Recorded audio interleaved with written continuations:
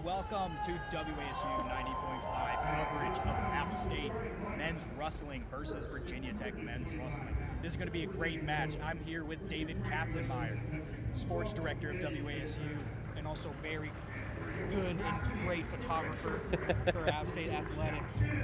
If you look up on the App State profile, you'll see many of his photos. But appreciate it, Dane.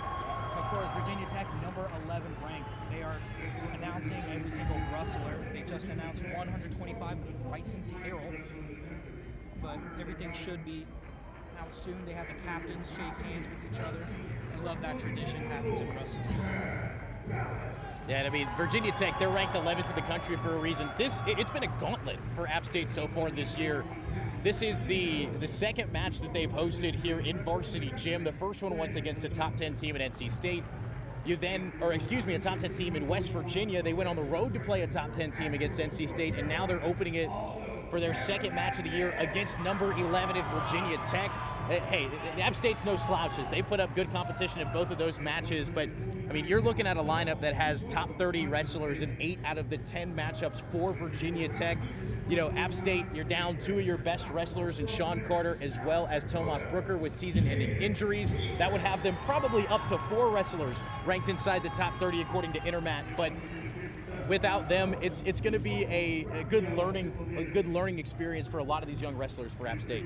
Yes, App State, they have a lot of redshirt freshmen wrestling tonight, but some people that they don't really know their knowledge, they're thinking, oh, they're just putting them out into the wild to just get dominated. But no, these guys are very good. Redshirt freshman Aldo Hernandez, 3-time North Carolina high school state champion, and 12-5 record so far. He's wrestling number 10 Sam Latona, who they have very similar records. He's 16-6, Sam Latona. He's number 10 ranked, 2-time NCAA All-American. But even though Aldo Hernandez, he is a redshirt freshman, I think this is going to be a great wrestling match.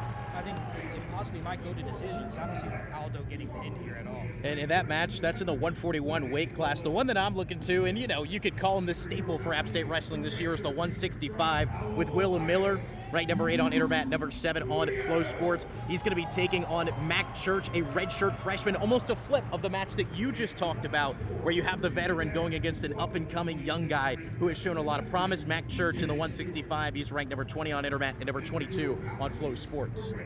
Yeah, Mac Church, he defeated actually NCAA qualifier Shannon Hayner. And that guy's tough. I believe he goes to Cornell, and that's a great wrestling school. He's 9-8 last season, just pretty solid. Has a positive record, 11-6 this season. Will Miller, don't underestimate him. He's 63-30 overall as a record. You might say 30, that's a lot of losses, but in wrestling, to have a win and loss margin by almost 30 wrestling matches, that's great. And so far this year, he's 7-1. Only loss came to a top 10 wrestler in the nation against West Virginia in a match that he went all the way down to the final seconds in. So got to keep your eye on Will Miller. The other wrestler for App State that comes in ranked, according to Intermat, at number 32 is Carson Floyd in the 197 weight class out of Mooresville, North Carolina. He's taking on Sam Fisher, a redshirt senior, one of 2 unranked wrestlers today for Virginia Tech. Even though Sam Fisher is unranked, but this is his first time at 197. But at 184, this guy's a dog. He defeated multiple NCAA qualifiers at 184, including All-American Gavin Kane 2 seasons in a row. So he knows how to wrestle these All-Americans and knows how to challenge them. But number 32, Carson Floyd, former freshman of the year, and he placed 3rd at the SoCon Championship last season. This guy's a top contender to win that 197 title. That he is, and this is just another one of those matches for App State that's going to show how competitive they can be at the SoCon level. We're about to go to the national anthem, and we'll be back in just a moment here on 90.5 WASU.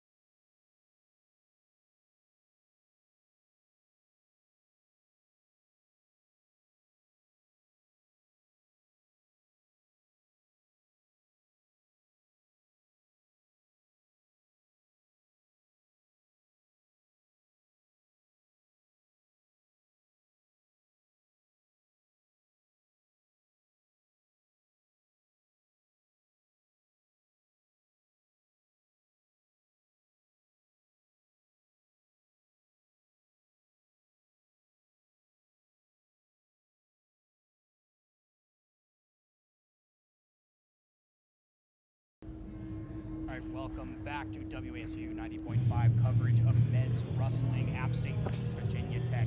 A match that is about to start. The 125 match, starting from lowest to heavy, the classic starting weight. Number 5 ranked in the country at 125 for Virginia Tech, Eddie Ventresco, redshirt junior. He was 2-7 last season, but he was injured and that ended his season. But he's a 2023 NCAA qualifier, All-American, and an ACC runner-up in 2023. He has a 10-3 record this season. But for App State, 125-pound Bryson Terrell, redshirt freshman. He redshirted as a true freshman last year in 3-3 in unattached matches. And he's a 2-time Tennessee state champ in high school. So even though he might not have that much incredible experience in the college wrestling world, I still see him having some type of fight in this match. That's what App State does, though. They go out and they get these guys who are state-level competitors and build them based on the program, let them learn for a couple years. And you want to talk about a learning experience. How about going up against the number 5 guy in the nation? App State debuting some new wrestling, what are they, uniforms, Dane? Is that what you call them? Oh, yeah, they're called singlets. Singlets, love it. They're all black Mountaineer script on the back and a nice cursive Appalachian State font on the front. Yeah, they're tied up right now. You can see Eddie Ventresca, his upper body strength in his arms seems to be a lot bigger than Bryson Terrell's. But that just is a redshirt senior experience. But Bryson Terrell, they're just locked up right now, head to head. They're locking up. They're trying to bring each other down. But, Eddie Ventresca shoots, but he goes away instantly. They're just working each other's heads right now, just in the tie-up, trying to work each other, trying to power test each other's strength. But Eddie Ventresca is trying for that ankle pick, but Bryson Terrell quickly circles around. They're just still tied up right now.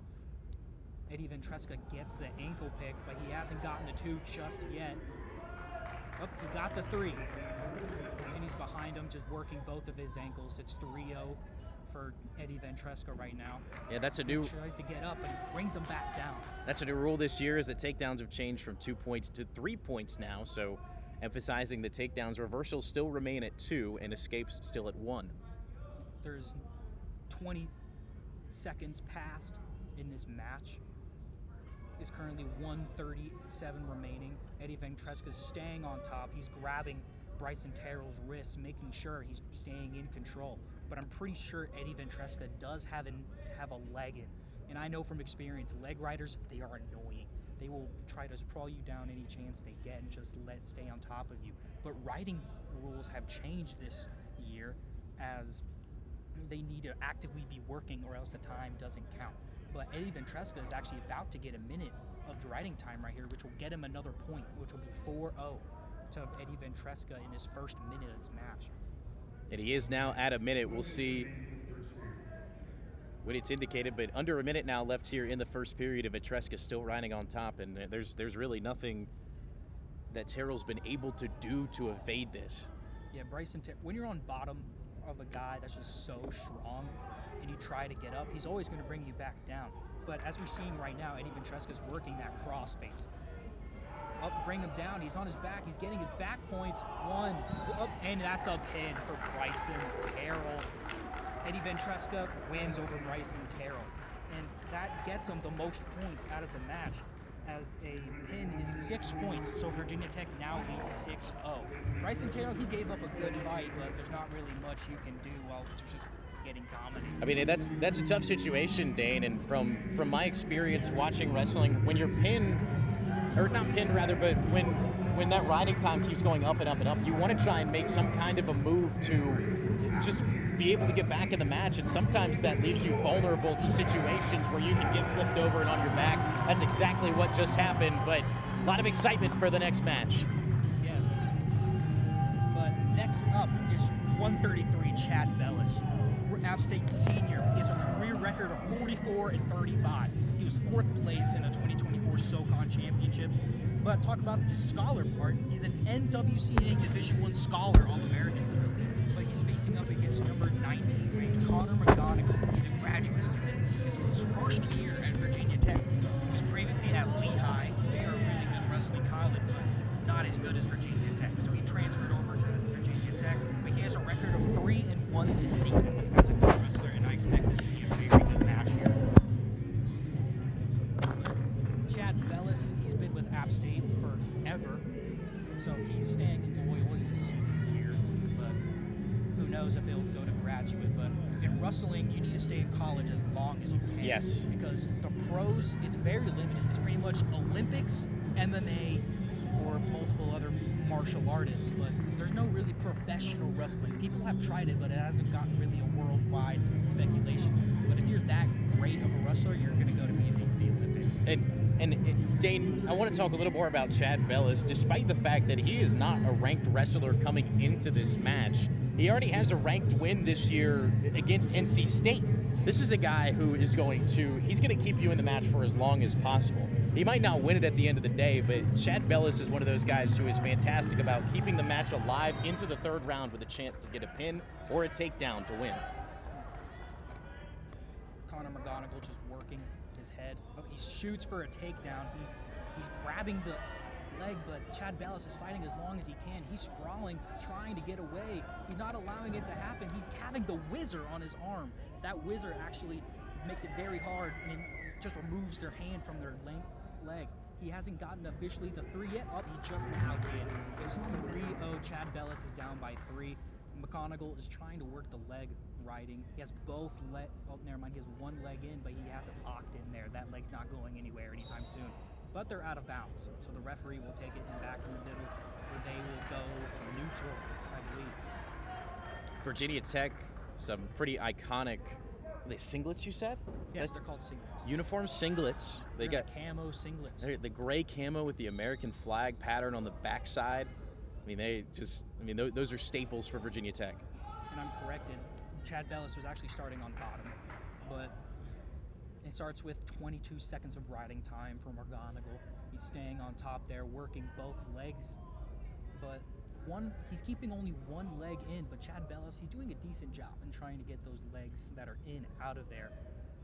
But he can't stay at that 45-degree angle on the mat. Oh my, that was very close. Oh, he's gotten the reversal. That's good for Chad Bellis. He almost got back points off that. The other guy was very careless. And sometimes when you forget you're in freestyle, you go on your back, but yeah, it gets you to a pin. There's been many matches I've seen where dudes should dominate, but they're on their back and forget, and they get pinned. Give him an inch, he'll take a mile. Bellis just flipped over onto his back. I mean, that was textbook right there. 2 seconds, and immediately you get the reversal. Now only down by 1 is Bellis. Yeah, Bellis is digging his knee into McGonigal's right leg. He's taking him up and brings him back down, but Bellis gets an escape point. That's 4-2. Now they're back in neutral. And Bellis seems to have the underhook. And when Bellis tried to pick him up and slam him down to the ground, it was a great job for McGonigal to kind of keep both his right elbow and his head underneath him to kind of pivot off of that, spin back around and get the escape. Yes. Both of them seem to have underhooks right here. They're both very fiercely fighting for the double underhook. A double hook fight is, now they're called for stalling, so they will go back to neutral. Yeah, nobody was really trying to make an effort there, just kind of riding it out, waiting to see what the other was going to do. They'll reset central. Yeah, good work by the the referee there to keep it interesting. But McGonigal tries to go for that ankle pick, fainting, but Bellis falls for it and gets out of there. They're staying neutral here. Bellis is working the head, trying to possibly work an arm drag. But McGonigal just seems to be working Chad Bellis' head, just keeps tapping it. That's annoying. They do that on purpose to try to tease them in, grab the arm so they can try to work something else. As McGonigal has his head very tight deep in there. Bellis sprawls for the shot attempt. Still 4-2, 15 seconds remaining in this first quarter.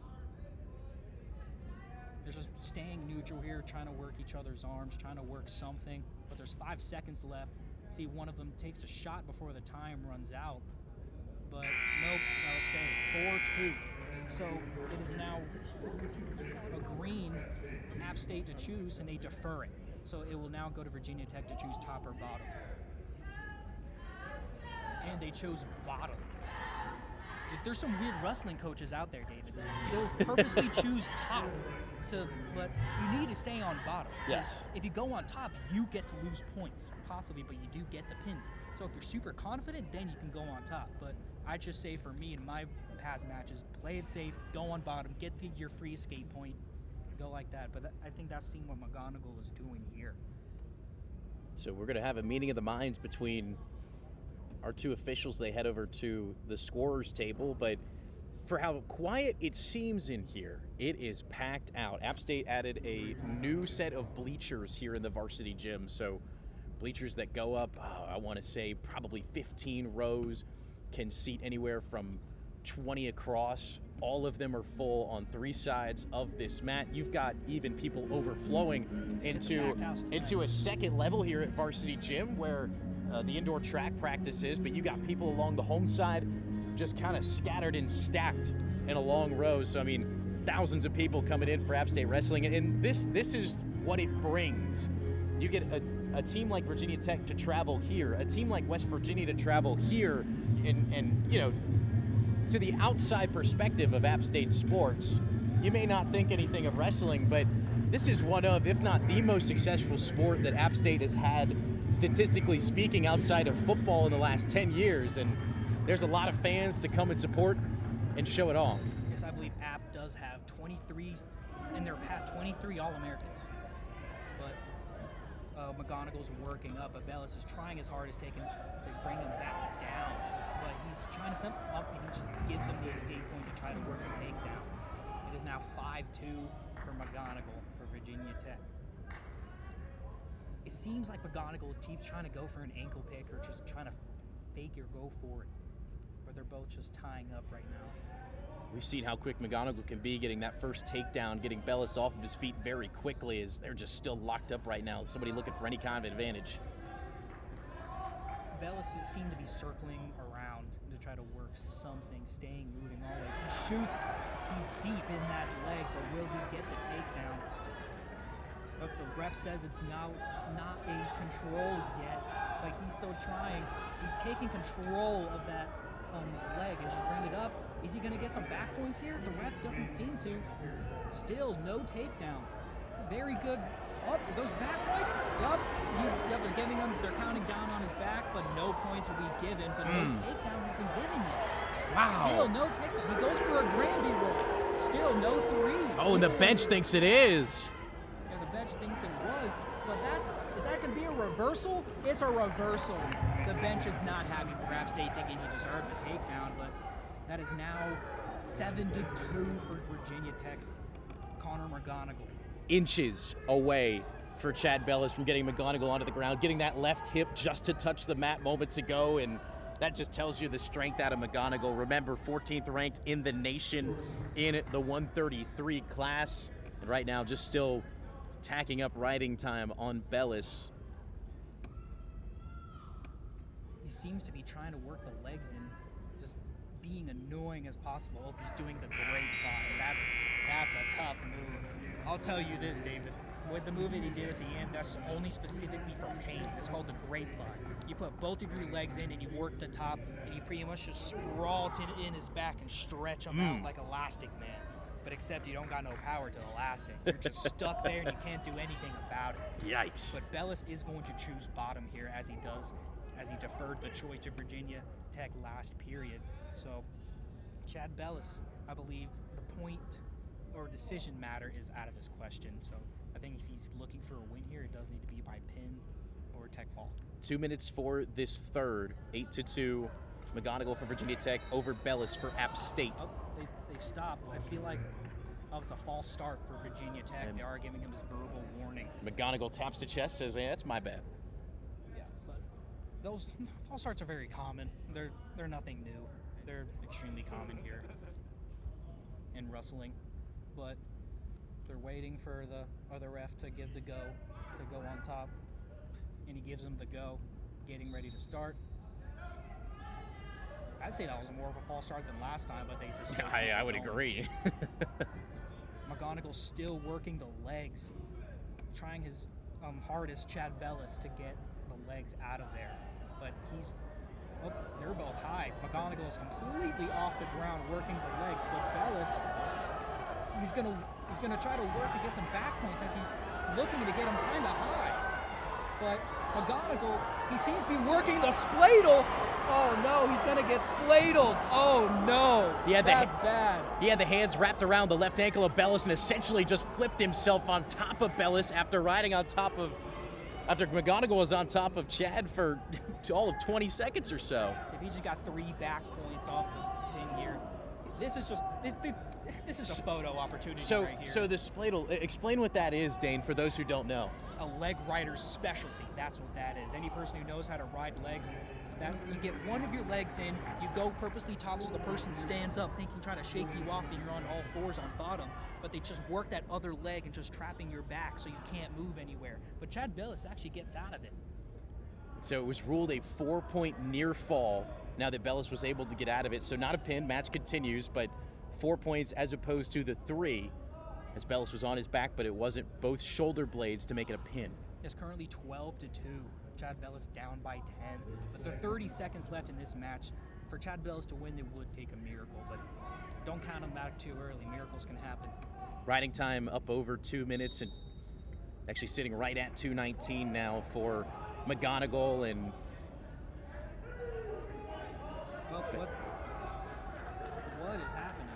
Oh, and they're giving a point to Chad Bellis. They will, and I'm not sure if. Is that a full Nelson? What?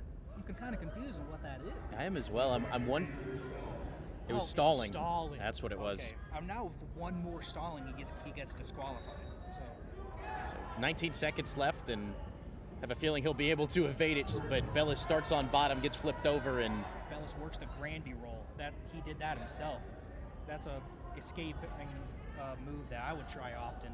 You pretty much just get on all fours and just roll on your shoulders, but it didn't work for him as he follows up with it. But the match is ended. And 12-3, the winner from Virginia Tech, 19-ranked Connor McGonigal. Ranked 141er in the country, Sam Latona-Bradstreet is a 2-time NCAA All-American at 125 pounds. He was placed 6th in 2021. In 133 pounds, he is 7th in 2023. He's a 4-time NCAA qualifier. 2 times at 125 and 2 times at 133.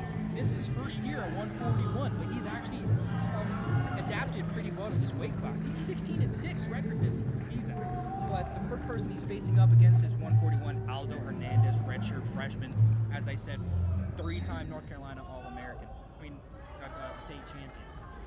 But Aldo Hernandez, he's tough.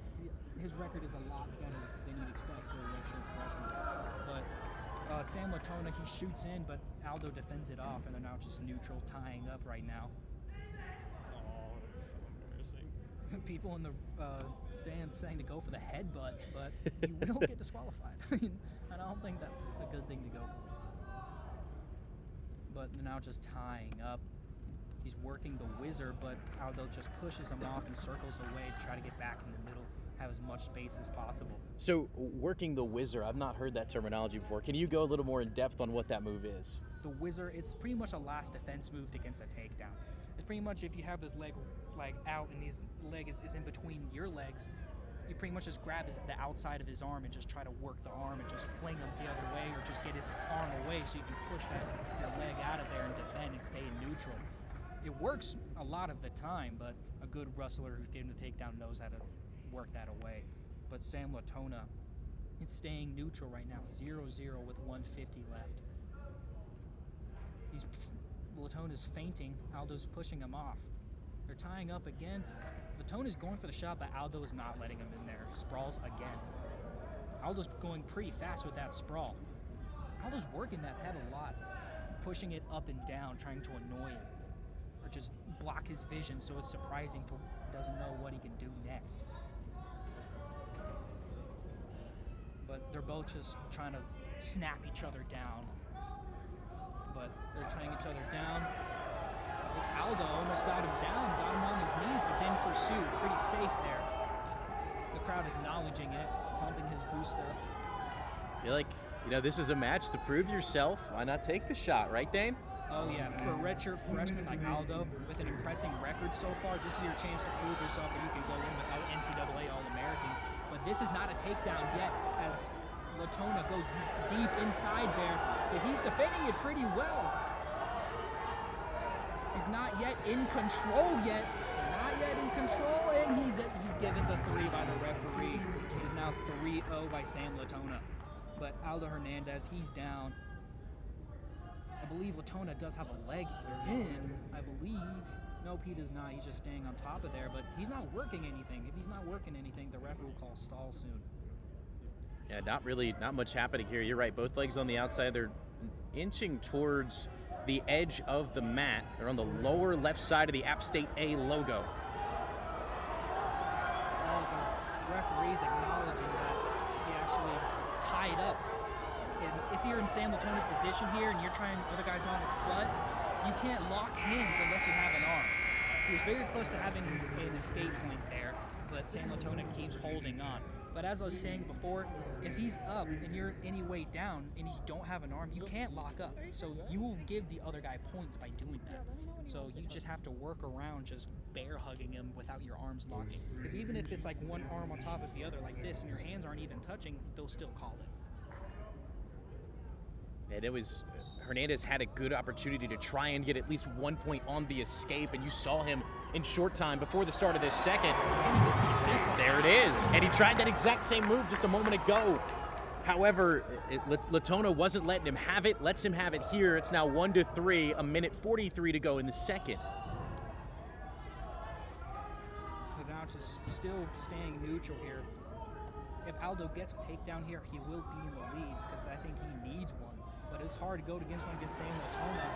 But he's working well with his takedown defense. I believe he's defended 3 of Latona's takedown attempts. Aldo's working the inside headlock, has the inside of his head.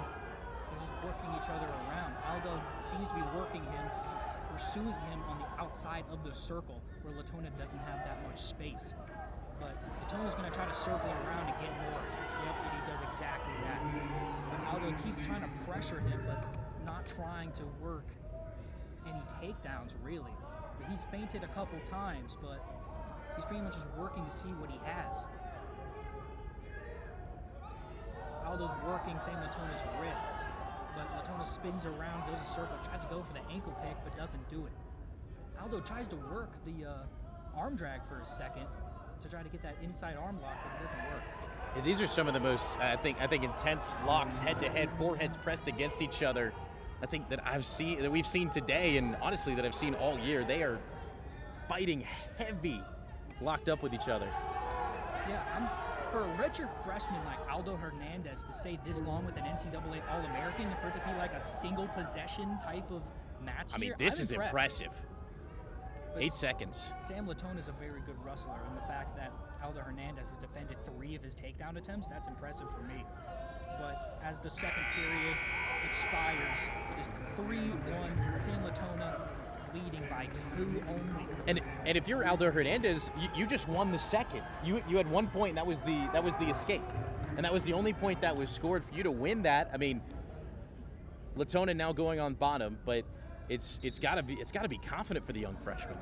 Yeah, for Aldo Hernandez needs to keep him down, and as he does exactly that, but Latona won't give up, because if Latona gets up and gets the escape point, even if Aldo gets a takedown, they'll be tied and they'll go to overtime. But if he just stays on bottom and Aldo can get a takedown or hit some pinfalls or something, and they push him out of bounds, Aldo will stay on top possession, as Latona was so close to getting out, but Aldo was very strategic and pushed him out. Well, and how great was that? He was basically, Latona was on both feet. He was probably 3 steps from the edge of the mat, and all Hernandez does is kind of wrap around his waist and just run and push him out before he can let go of his grasp. A great job to evade the escape from Latona. It seems like Aldo's trying to work something. He's trying to push him out of bounds still, as no take and no escape points will be given, as he just keeps pushing him out. In time, he has all the time in the world right now. He has 1:30. That's plenty of time for something like Aldo. There was 1 point awarded to Virginia Tech. And would that be a stalling point? There's a lot of boos erupting here. Yeah, that's a stalling point for Aldo. So now it's a 3-point difference, 4-1 for Aldo. That's not great for him. And he gets the escape point on top of that, so it is now a 2 takedown possession. That's very sad. 5-1 Just over a minute left in the third. You got to try and get a pin or a near fall. Aldo, he's going to still work in this, trying to work around, spin around. He defends the takedown. He gets the whizzer. He gets back up, trying to spin around him, but Latona's not allowed to do that. Less than a minute remaining. If Aldo Hernandez wants to win this match, he's going to need to have some type of miracle. He goes for the takedown, but Latona goes back and doesn't get it. Very vocal right now. Latona gets a takedown attempt. Will he get it? No points yet. Aldo has the ankle. He's working it, but I don't know if he's just trying to stall for the takedown to not lose as bad. But it seems like he's going to get the takedown soon, and I believe that's going to be potentially dangerous. So they are going to start again from neutral. If you're neutral right here, this is the best position right here for Aldo. He needs to work something fast. 30 seconds. He's trying his best to work something, working his head. He goes for a takedown attempt. He has one grasp on the leg, but Latona sprawls deep and he's not going to get it. But Latona gets his leg, and he's trying to split down the middle, going back. He's trying to pin him like this. Oh, no, he doesn't get it. But did he get that takedown? No take. Nothing yet. Wow, no takedown. That's. Wow. Oh, he still has the leg. That's why. I didn't see it from here. But that was a tough match, well fought for Aldo Hernandez. He is a little disappointed, I can visibly see. But he just went toe-to-toe all 3 rounds with the NCAA All-Americans. With a top 10 wrestler in the nation in the 141 class. So Aldo still has 3 more years left to progress, and he's back. He's done that pretty decent, well against an All-American. He has a great future ahead of him. Yeah, no kidding, Dana. If he can continue to develop with what we just saw against one of the best wrestlers in the 141 weight class in the nation, I think we've got a good one in Aldo Hernandez for all the App State fans out there. Right, and for this next match, 149, Caden Kaiser, redshirt sophomore. He's a 4-time high school state champion in South Dakota. 17-11 in the 2024 season. He's 7-5 this year, and he's wrestled both at 141 and at 149. So he feels like 149 is his home for this season. But his opponent, Hunter Mason, this is his first time at 149. He's taking place for the national championship. Caleb Henson defeated NCAA qualifier Isaiah Pound at the 141 as a freshman. He was 8-8 at 141 this season. So Hunter Mason, he's a good wrestler. And Caden Kaiser, I think this is a great match for App State to win if they are going to win a match. It definitely is, and Virginia Tech resting their national champion and trying to get a guy who they're hoping can perform well in the 149 weight class, some experience against Kaiser, who's hoping for a big win against Virginia Tech and getting App State on the board. The full match score right now is 13-0. Virginia Tech leading after 3 matches. Kaiser having his, honestly, like a waist control section here, but he doesn't really have any type of it. He lets go of it, goes back to the tie-up. And that's a tick wrestlers do a lot. They mess with their headgear. I think it messes with their psyche. If it's wrong, they're wrong. But they fix it back. They're trying to tie up right now. Goes for the takedown. Hunter Mason, no points yet as Kaiser sprawls and doesn't get it yet. He has a lock in between Hunter Mason's legs. But Mason is still trying to go for that takedown as he has one ankle control. But Kaiser's trying to spin around and go back around for the reversal, but he's trying to flip him over for those back points. But Mason does have those legs. If Kaiser can get rid of the leg, he can get the takedown right now. And they're calling for stalling, but no points will be given to anyone as they will just go back to neutral. Kaiser was very close to getting that takedown. He was so close. Inches away. But Mason's still working. Best possibility for him to get back up, start back neutral. But Caden Kaiser, he's probably going to work what he's been working. Halfway through the first here in the 149 match. And he spins back around and gets the takedown.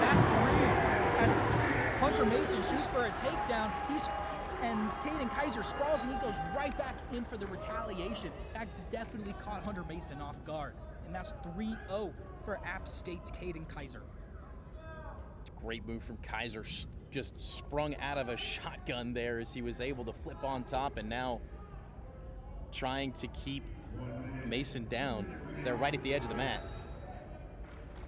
What Caden Kaiser's trying to do, he's just pretty much trying to get that body control, have that one arm, because wrestlers it's kind of cheesy, because they can't lock in if they don't have an arm, but if they have just one singular hand, they can just have control of that hand and just control them all they want. But Hunter Mason, he sits out, trying to circle back around, trying to go to his, possibly trying to go to his shoulder to try to go back around, but Kaiser is still keeping control of him. Arms are not touching, so he's not doing anything. Will he let him out? And he does. He doesn't push him ahead, but that's one escape point for Hunter Mason. And we were in that situation after Kaiser pushed Mason out of the mat. And Kaiser gets very deep in the knee there for the takedown. And does he take him down again? No points will be given. Each one of them have an arm. Oh no, Hunter Mason does have some cradle in. And that's 3. That's a takedown. And he has him back points. He's in. He's getting back points. What a change of events. And he is out. The whole Virginia Tech bench thought he was pinned. Well, they were celebrating for a quick second, but that's not a pin. And that entire sequence took place outside of the yellow circle in the middle of the mat. The only reason that the entirety of that event could take place was because Mason had one hand still inside the circle. So everything that's going on beyond the mat, there was a foot down on the wood floor that's here at Holmes that went past the, what's the outer part of the mat called, Dane? I'm missing my terminology it's here. It's honestly just called out of bounds. Perfect. But it doesn't matter how far you out. As long as your ankle is somewhat in, yes, they'll keep it in. With some refs, they'll judge by the knee with most refs, but most refs in this level, they'll keep it by the ankle. That's how they'll keep out of bounds going. But it is 8-3. It is the start of the second period for Caden Kaiser and Hunter Mason. And Virginia the Tech way leads by 5. And the way VT has 8 is that you had the escape, which was 1 point, you had the takedown, which was 3, and then you had the near fall with the back points, which was 4. That's how you get to the 8. An escape here from App State gets it 8-4 with just under a minute 50 left in the second. Caden Kaiser was leading the most of that first period, but that last second back point situation where he almost got pinned, but saving him was getting out of bounds. But they're now just working each other here, 4-8. Kaiser is losing by 4 currently, a minute and 30 seconds remaining in the second period. And like, she's so nice. They're just tying up again, working each other's heads. She's too big, and like she like. Caden Kaiser does have that inside lock for the head more than Hunter Mason does, and he's deep in that. He's deep in the takedown, but no points have been given yet. And Hunter Mason's trying to get the other leg and trying to flip him around. And he lets go of the leg, and he flips him around, trying to get some type of points here. No points have been given to either person. Less than a minute remaining. Kaiser trying to work behind as Mason has some deep arm, and the ref will call for stalling and both to go neutral. But the wrestling coach, John Mark Bentley, is actively yelling at Kaiser to shoot, get a takedown, get some points. He has no time to lose. He has 40 seconds remaining in the second period, down by 4. But they're both tied up, trying to get some underhooks going here for each other. Kaiser does have the inside lock of the head. Kaiser trying to sprawl him down. He gets the takedown. That's 3, and that's 7-8.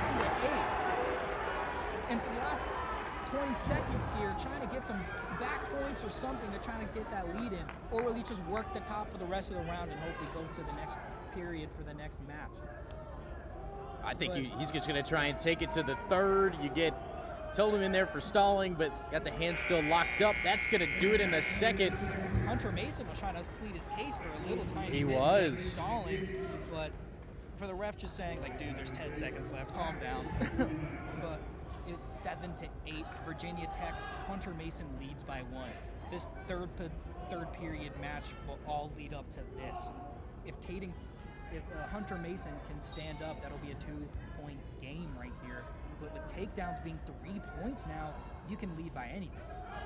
And Kaiser starting on top here to start the third. So as you mentioned, that escape with Mason on the bottom, as there he gets the escape, and it's now a 2-point game. Yeah, Kaiser just let him up. I think he was just tired of trying to work nothing while he's on top. Oh, he goes down under it's the hideaway where he gets the arm and he gets the high ankle pick, and that brings, he now leads 9-8 or 9-9. It's now tied up. But now this is a weird, tricky situation. You can't let this guy up or he leads by 1 with a minute remaining. You need to keep him down, push him out of bounds, something, keep him in here. He's trying to stay in so he can just kind of stall but not stall. He's trying to work anything he possibly can by staying inside and just wasting time. He's keeping inside, trying to work a half, saying he's working something. Virginia Tech, Hunter Mason is just, his arms up, just like not knowing what to do. And they're going back of inside as Caden Kaiser now leads 10-9. As it's a 1-point game here. If you're Hunter Mason, you're looking for explosiveness up, and they're starting neutral. Wow, that's huge. Yeah, it looks like Kaiser gave him the point. I don't know why, but it's now 10-10. I think he's positive that he can get that takedown over him. Because right as I say that, Hunter Mason shoots for a takedown, but he's trying to circle back to him. He gets the 3! He gets 13-10. Caden Kaiser looks like he gets the first win, but I'm not trying to jinx it. But Hunter Mason, he's staying on the bottom. Virginia Tech's coaches are yelling at him, get up, try to work something. But it looks like Caden Kaiser is trying to work his arms, work anything from getting up. He's staying on top of him like a beached whale. He's making sure that Hunter Mason is not getting into this match. He's trying to look for stalling, and they give him 1 point for stalling. Oh no, writing time to Caden Kaiser for his control time there. Now having 2 minutes and 20 seconds of control time. And what a comeback from that second period disaster as Caden Kaiser wins 15-10, getting the first win of App State, getting them on the board. And, you know, we said that this could be the first match that we finally see App State get on the board, and what an electric one. 15 points for Caden Kaiser, the redshirt sophomore, a multiple-time state champion in South Dakota. Just such a fantastic match, and App State going to look to continue the momentum into the 157. Now for 157, this is going to be a definitely interesting match. Jeremiah Price for App State, 157. Redshirt freshman. He's a 4-time state championship in North Carolina. He's just 12th in state history, and that list includes App State's coach Bentley. He's also on that list. That's some pretty good company right there. And Jeremiah Price defeated NCAA qualifier and SoCon finalist last season. He's 13-6 record this season, but he's facing off against a tough opponent. Number 11, Rafael Hipolito Jr. He's from Brazil. He's a multiple-time Brazilian Jiu-Jitsu world champion. He was 11-4 as a true freshman and a 12-2 record this season. So this is definitely going to be an interesting match. Up, it looks like Rafael Hipolito gets the back control here, but no takedown is given. As I just say that, he gets the takedown. That was quick, too. It was a very quick inside move to flip him on his back and get the 3 points in the first 20 seconds of the first. Hipolito lets him max up. Now it's neutral. Now it's 3-1. Hipolito leads by 2.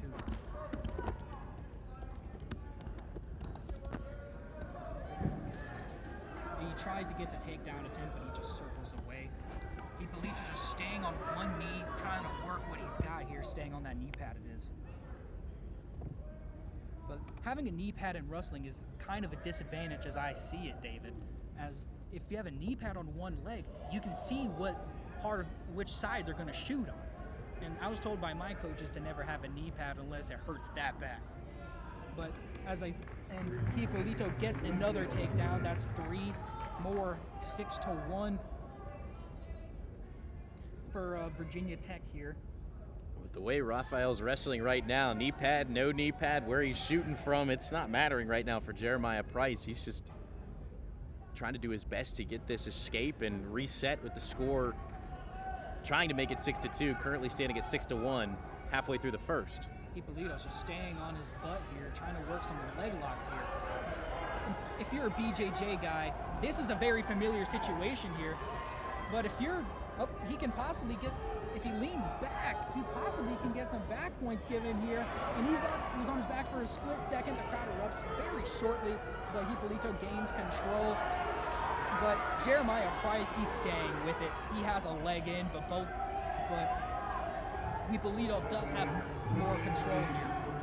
And Hippolyto's headgear does not seem to be on tight. It is pretty much just straddling his neck. I wonder if the referee will stop it so they can make sure to fix it. But in an exciting match like this, they're not going to do anything. And they're out of bounds. Typically with the headgear, at least with the officials that we've had here at Varsity Gym, typically you're not going to see them pause the match to put the headgear back on unless you get to a potentially dangerous situation. Yeah, a lot of the time, headgear's very important to these referees. If they're like straddling the neck and they're on the bottom, they'll completely stop it for like to give them out as much time as they need. But Raphael, he's on top right here. As Jeremiah Price, he gets on top. He gets the escape point, now 6-2. Price going side to side, trying to work something, shoots for a long takedown, but Hippolyto sees it coming and goes away. 30 seconds left on the clock here in this first period. Hippolyto just working his head, pushing it around, trying to get some arm locks here. Oh, he has wrist control. He's not going to let go of that wrist.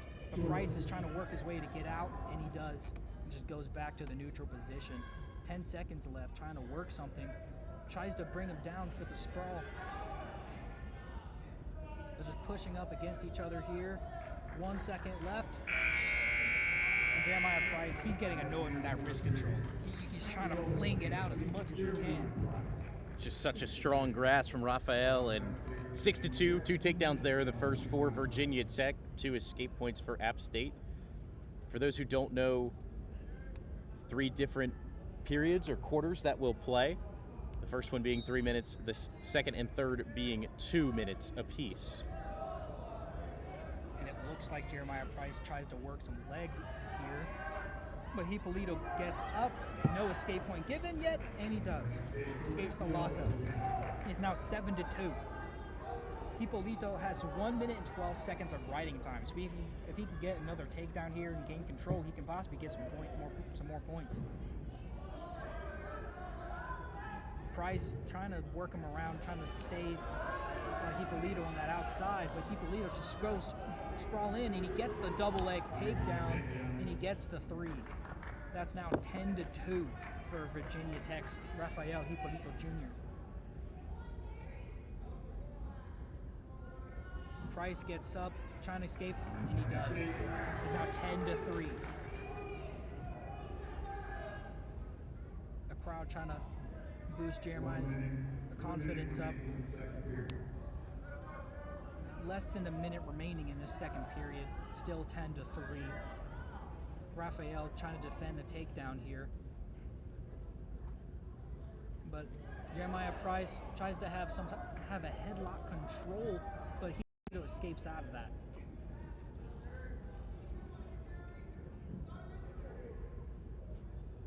Jeremiah trying to work something.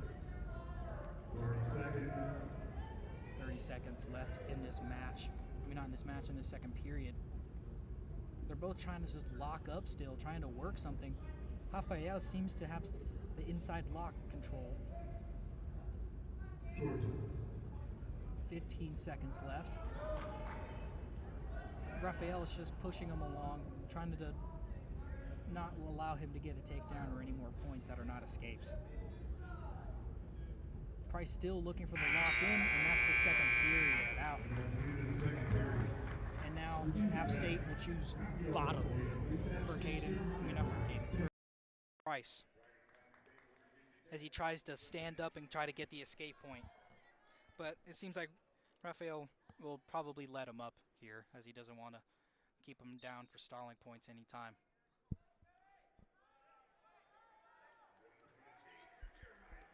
Jeremiah gets up, Again, another takedown attempt by Rafael. If he can just step over, but he can't. His leg is being absolutely straddled by Rafael here. But he does have the whizzer in, so no other takedown is given yet. And it will start from neutral, as they call stalling. But no points given to anyone, just starting from neutral again.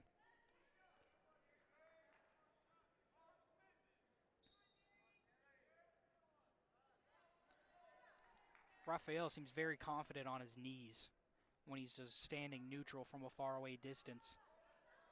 And Jeremiah Price still being aggressive here. He tries to get a takedown attempt, gets the double leg, and he gets it. That's 3 more points for Rafael. 13-4.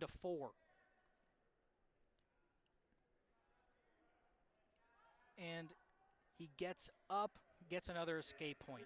It's now 13-5 with 1 minute and 5 seconds remaining in this third period. Rafael shoots for the ankles, gets both of them, but no takedown point has been given yet.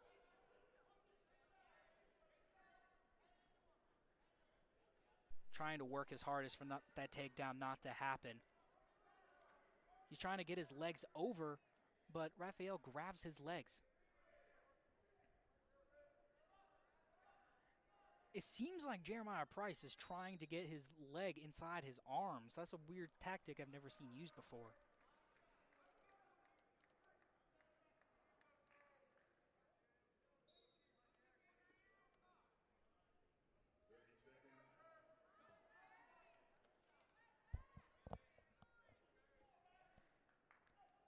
Price still trying to get the takedown defense here. It seems like that Rafael's just holding on, trying to get the time to expire here.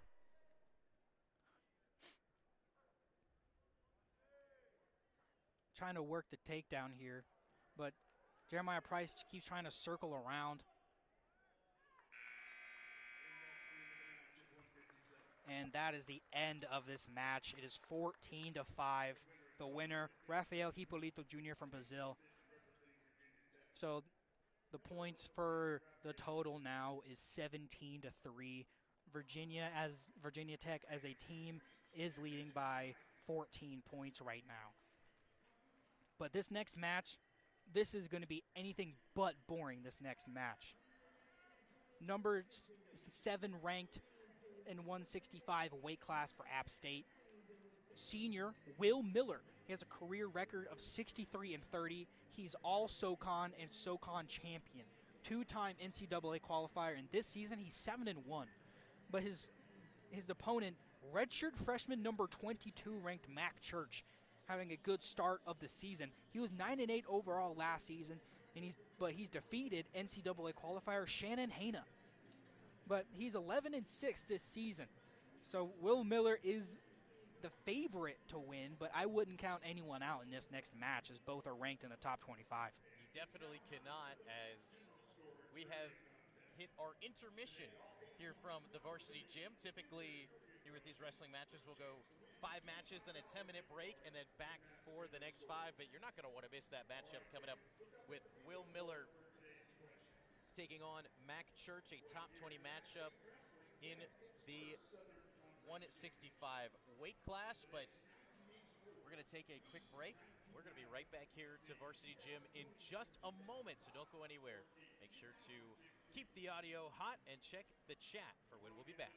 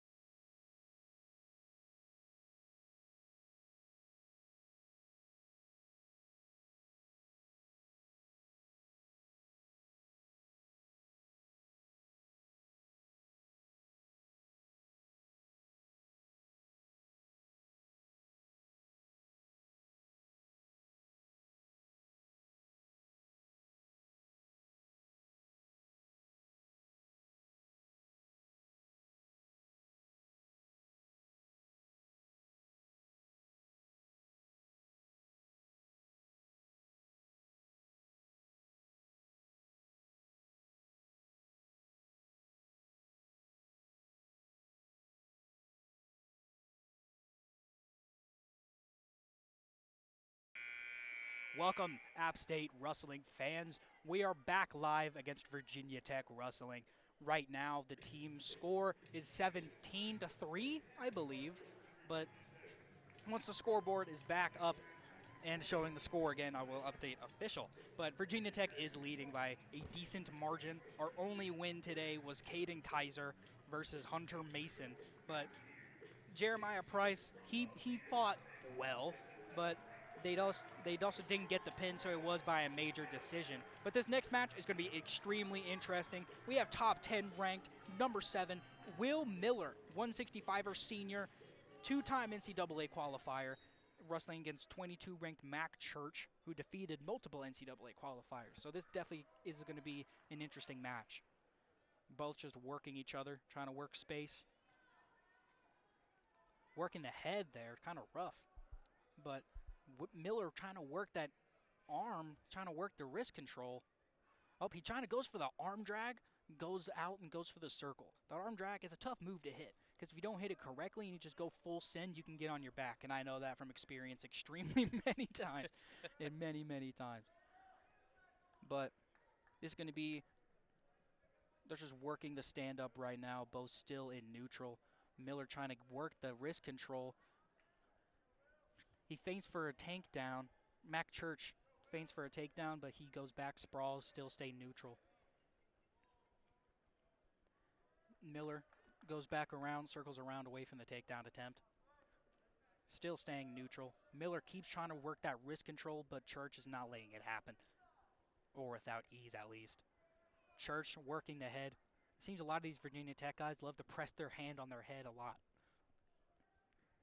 But that's kind of common in wrestling, as they just try to annoy you and try to tempt you to do something out of pure just blast and just explosiveness. But this crowd is still on Will's side here. Both still 0-0. A minute 30 left remaining. Miller gets the arm. He has both. Oh, he lets it go. That's weird. He had both wrist control and both an underhook under the arm, but he just let it go. Didn't think it was the best possible situation for him. Didn't think he had an advantageous opportunity for the takedown. But Will Miller just trying to work on the outside. He's kind of being defensive right now, trying to wait for Church to do something. But Church, he's an underrated wrestler. He's a redshirt freshman, and he's already ranked in the top 25. He has both underhooks on one arm here, wrist control and the underarm wrist control, and he still pushes it away. He's working it, trying to get it, but it's not the possible situation for him, he feels. Church trying to pop his head down, but that's not happening easily. But both still staying neutral. Miller trying to just push him around, trying to make him on the outside of the mat here, but they're both perfectly in the middle. Both still trying to work. Miller keeps trying to work that double underhook on that arm control, but it's just, he keeps letting it go. 10 seconds remaining. Is Miller going to try to beat an explosive takedown here real quick, or are they just going to wait until the next round? 3 seconds remaining, and they're just going to stay standing. It is still 0-0. They were feeling themselves out that match. I could definitely see that. Kind of learning each other, learning each other's ticks, learning the rhythms, learning what they're going to show each other for the remainder of the match. And Miller could have been looking for an opportunity like this. He'll start on bottom. Virginia Tech, given the chance, defers it to App State, and Miller chooses bottom. And that's false start on Virginia Tech, Mac Church. It seems like Virginia Tech that's their second false start of two different wrestlers. That is, and truthfully, there could have been a third mixed in there as well that you and I saw, but wasn't called. Yeah, it was right after the first one. You want to talk about getting quick to the jump. That's what these guys are taught at Virginia Tech. But still trying to work out that he has a warning here, trying to go in. But Virginia Tech still on top. Miller trying to escape, trying to rip off those hands to try to get an escape point. Mac Church goes low, but Miller tries to work him out, and he gets the escape point, first points of the game. Mac Church is now down by 1 off that escape point. Miller trying very hard to escape those arms, and it works out for him. Oh, and Church goes for the takedown. He has both arms on the leg, but he's not getting it. Will Miller, he's sprawling hard right now. He's getting his hips directly on the mat as he's trying to, but Mac Church is just going persistent, his head down the middle, but he's trying to stand up, but Miller flips him around, tries to get some type of back points going, but it doesn't work out as he doesn't have that tight angle. He's trying to get his leg on top of Church's head here. Not gonna lie, it looks like from the side he has the tombstone pile driver from the side from the second, but that's WWE wrestling, not real wrestling, or not scripted. Controversial right there. Scripted wrestling, non-scripted wrestling, still real. Tristan Beasel's going to have something to say to you about that one. Hey, I'm a WWE fan. He can converse anytime. But so, Dane, well, we've got a quick break in the action. What's your background with wrestling? Because I know that you've competed a good bit yourself. Yes. I've wrestled 2 years in middle school and 2 years in high school. But my high school journey was cut short. As my freshman year, I qualified for regionals, but I had a big old fat MRSA on my head. Oh, my goodness. And had a giant wart, basically, so I couldn't wrestle. Then the year after that, it was COVID, I believe, but Man. I quit for theater, so it was nice. But we're both wrestlers stayed neutral here. But the farthest I've gotten was runner-up rookie champion in middle school. There you go. That was in middle school, so that's before the competition gets serious. But these wrestlers here will be far better than I will in any lifetime. But they're both staying neutral here.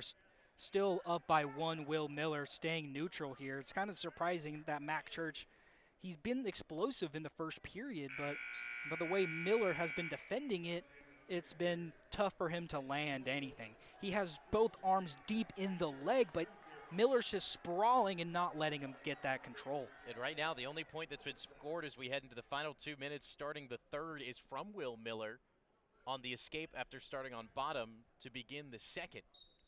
And Will Miller being from Helena, Alabama, that is a tough wrestling state. They do it crazy in the South.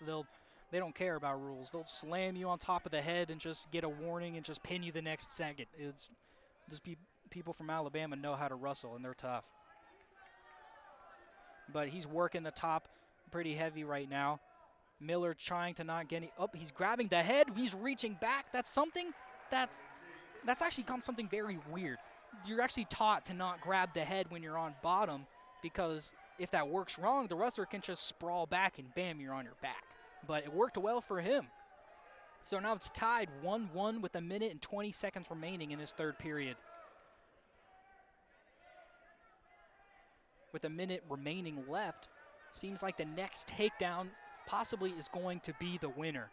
And this is a situation all wrestlers think to try to psych themselves into to get ready for a match. Next takedown wins.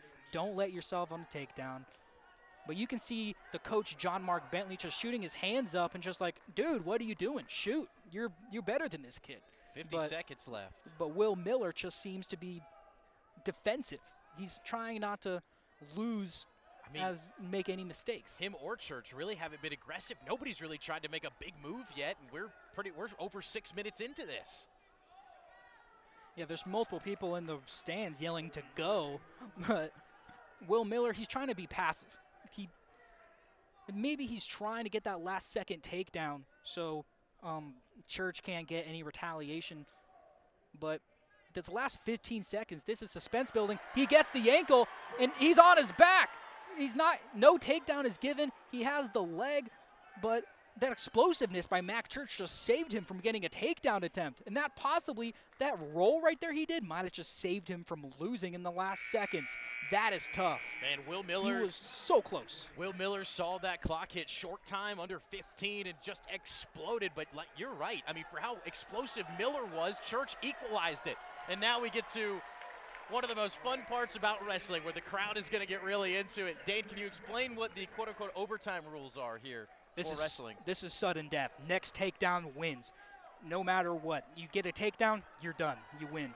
So both wrestlers, they're looking for the same thing here. Pretty much what the last 20 seconds of the last minute match was. They're both going to start neutral. Both trying to, it seems like Virginia Tech seems like working the head still, but that seems like what Will Miller's trying to do, as every takedown he's attempted and almost have gotten has been through wrist control. He's grabbing the wrist now, gets control. Maybe goes for a feint, but he doesn't go for it completely. There's a minute 30 seconds remaining in this overtime sudden death match. The crowd rooting for Will this here, but still being somewhat quiet, try to get him to focus and concentrate, make sure the coaches can hear him, or he can hear his coaches. He's feinting in and out, going to side. Looks like he's shadow wrestling here like he does in practice, but both just working each other in the arm lock, pushing each other away, trying to see a small opening. Mac Church tried to get the takedown, and Mac Church, he gets a takedown. He gets the last second back control, and the ref says that's full on. But I'm an App State fan nonetheless, but I don't think that was a takedown. But we'll take any points we can get. And immediately the challenge brick is thrown. I mean, that didn't take a second. The challenge brick thrown from the Virginia Tech bench. So going to take a look at it, but you're right, Dane. That was immediate. The 3 points went up. I mean, that's the quickest takedown I think that we've seen called yet here today, and it's not even close. But they'll take a look at the replay. But yes, in this replay, they're looking for Virginia Tech's knee to be down. And as long as Miller, he's behind him, and the other guy's knee is down, even if a singular part, that's a takedown, and he gains back control. And it could be that quick. It can be lightning just like that. If for that split second, Miller's behind him and that knee is down, that is considered a takedown. And so Virginia Tech doesn't think so. Will Miller came off pretty emphatic, thought he won the match. And the red challenge brick thrown. All right, as seems like they're talking to the scoreboard, sees what happens now. Now what's going to happen? John Mark Bentley is and irate. They wave off the takedown, and it's back to neutral. Bentley's irate. And as you can probably hear from my mic, there are so many boos in this crowd. And Bentley's trying to plead that he was locked up. At Virginia Tech, they're very happy about that clapping. But as they say in basketball, ball don't lie. So whoever wins, he goes for the shot attempt, doesn't get it. Mac Church trying to stay composed here, tries to get the takedown. He has an arm in, but Miller going for the whizzer. He has his arm locked. He has his leg locked. He has arm control. He has a leg. No takedown has been given yet. But some back points may be given if Miller gets on his back. But Miller is holding on for dear life. 25 seconds, and they're going to start from neutral. And Virginia Tech is not happy, saying he was still working, almost had it. But both of these refs, they're having very clear communication. They have been talking a lot during these last few possessions, but this is a high-stakes match between two 25 high-stake wrestlers. And they're going to look at it to see if he had a takedown. But he had a leg in, and he had his leg surrounded by him in a leg cradle. So if that last takedown didn't happen, I don't see this one happening. And I think where Bentley's trying to plead from here is that there was no challenge thrown, that this was called, and then the other official coming over as they were about to start neutral, coming over and basically halting play. And so now they'll head back over to the scorer's table. Man, this match has lived up to the expectation. Number 7 ranked Will Miller in the country against number 20 ranked Mac Church in the 165. And goodness, this sudden death it's been antsy. It's been filled with controversy. It is everything you could ask for. Yes, if you're the referees here, you're going to need to look over a lot what's going to happen. Because if you're refereeing a high-stakes top 25 match and you make the tiniest slip of mistake, your peers in the crowd won't let you forget it. And this feels like just one of those situations. Let's check it just to make sure. They're starting from neutral, no takedown given. And 25 seconds remaining in this overtime clock. and they will go to double overtime if no points are given here. Miller goes for the takedown. He sprawls and gets back up. Both just keeping their space, trying to work something. They're not locking up really anymore. Church still trying to go for the head taps. The redshirt freshman trying to work his way to defeat the senior. And that's the end of overtime as we go to double overtime here in Boone Varsity Gym. And they flip, and it's Red's choice. They defer it.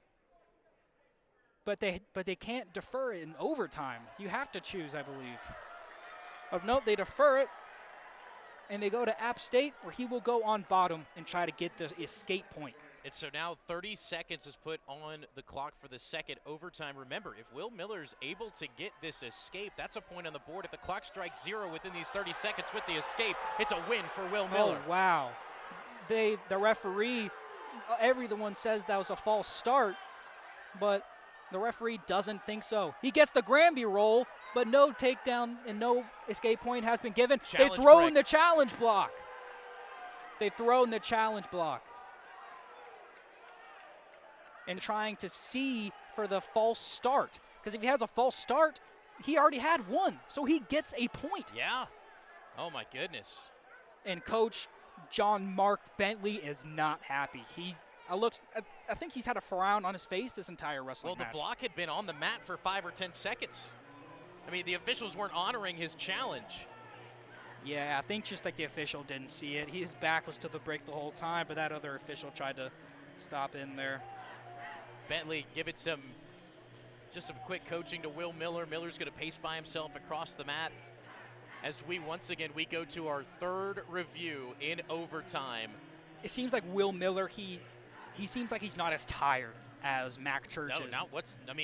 This is what Will Miller does. I mean, he's a stamina guy. He's a guy who's going to wait for his opportunity. He's not going to strike just to try and get points. A lot of the matches we've seen so far this year with Will, unless he just completely takes over, they've gone down to this third period. They've gone down into overtime because Will Miller is patient. He's not going to strike if he doesn't have the correct opportunity, but just as we saw with 15 seconds left in regulation, Will Miller, with really the biggest strike that he had, Mac Church was able to quickly evade it. They got tied up. That sent us here to overtime. You had a near takedown from Will Miller that was challenged and reversed. You then had a near takedown for Virginia Tech that was looked at and was not upheld.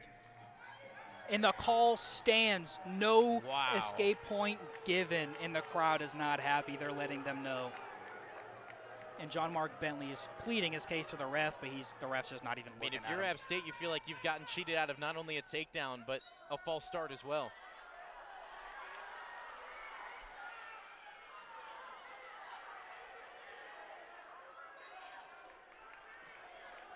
Yeah, this App State bench here, they're calling that he had the tie-up and that he didn't have any arm control, and that should be given a point. And so that we went from 16.5 to 7.9 on the clock. Will Miller was able to, or rather Mac Church was able to push Will Miller out of bounds before he could escape. He's turned around. If he gets his leg done, what's going to happen?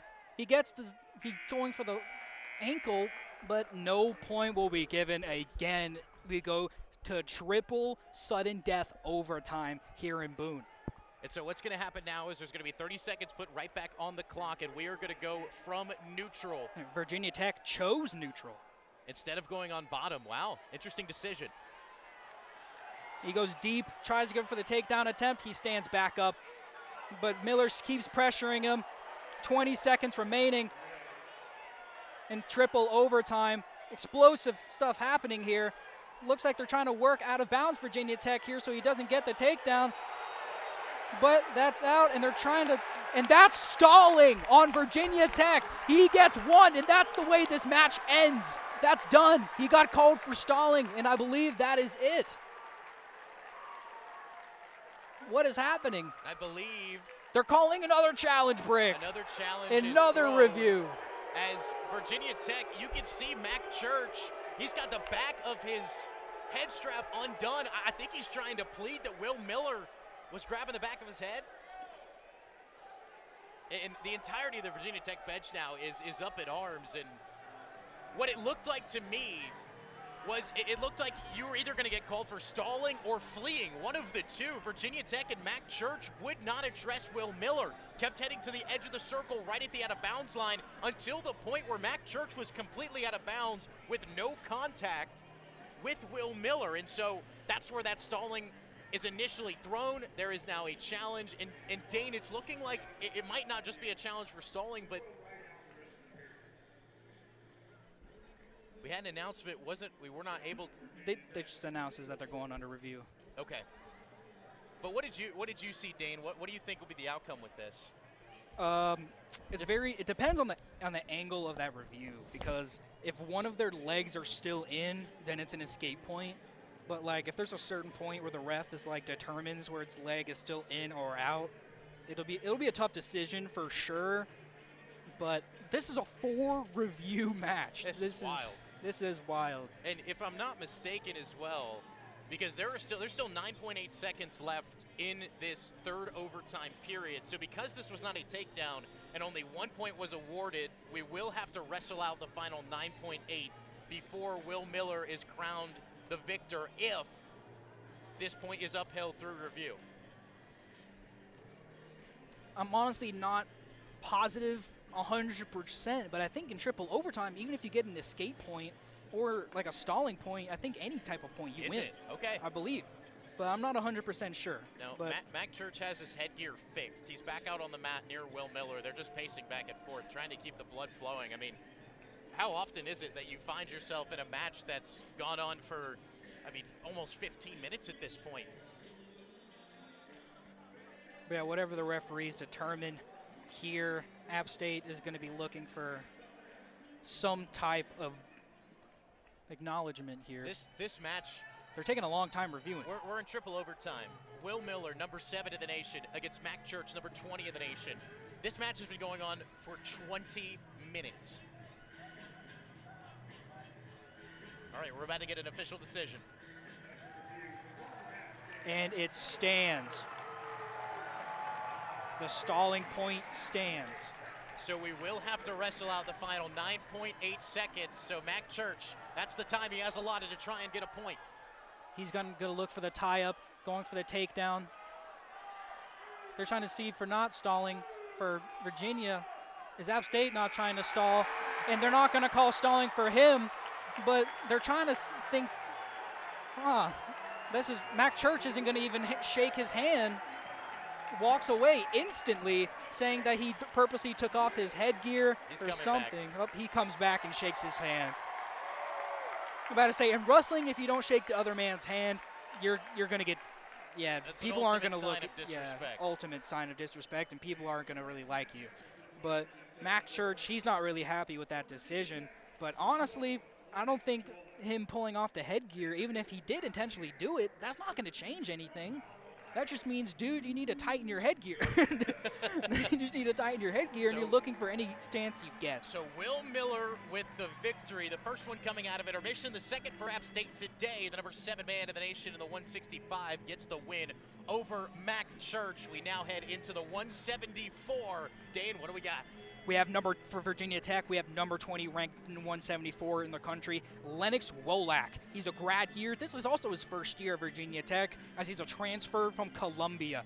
He finished 20-11 record last year, and he was an NCAA qualifier. He's a 6-6 record this season. But he's facing off against Luke Uliano. He's a redshirt junior, and he was a third-place finisher in the SoCon Championships last season. He has a career record of 48-33. He's not ranked, but he's still an amazing wrestler. But the App State team record right now is 17-6. And Luke Uliano gets the takedown on the top 20 ranked Lennox Wolak. He's trying to go for the spladle, but he's too high. It's not going to work. He's trying to work it no matter what. He wants this spladle. He's working at it, not giving up. But I feel like he's gonna go for a cradle, pushing his ankle up. He's working something so the refs don't call stalling, so they don't go back into a regular position. A quick takedown by Luke Uliano. They're still telling him he needs to work before they call. Up, and they call back, and they will go to neutral.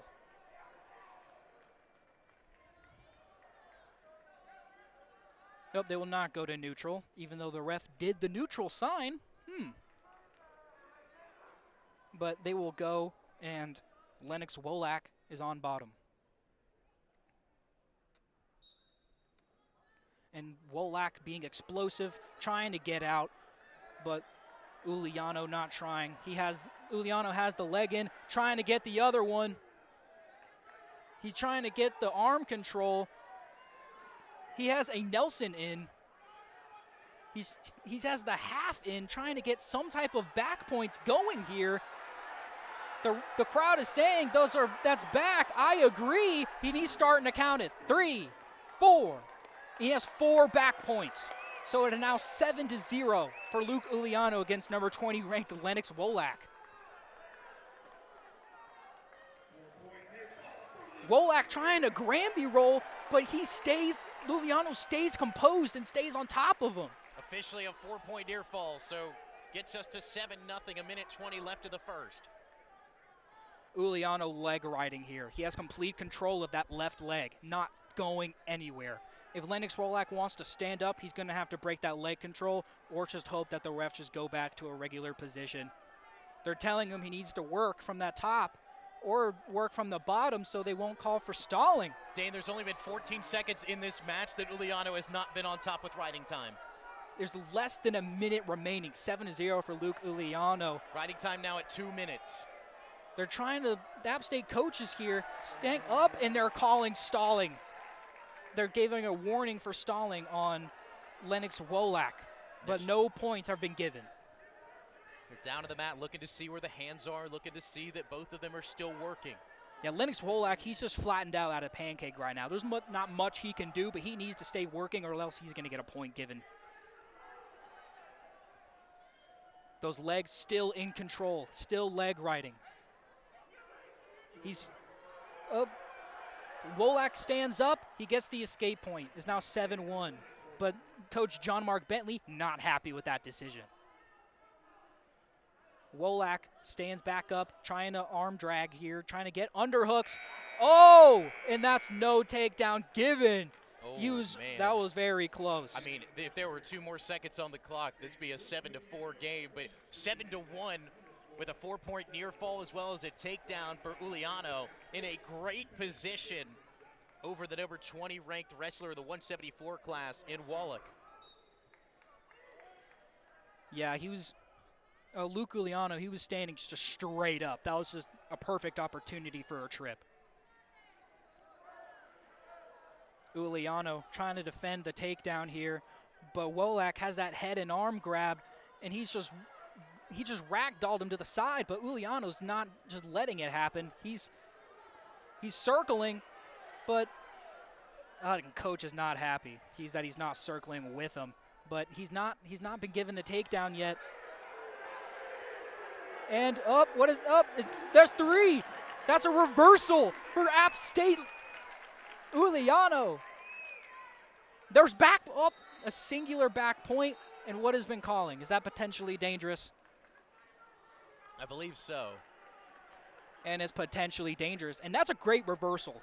Even though it wasn't even a reversal, he almost got the takedown, switched up, and they're calling the medic over.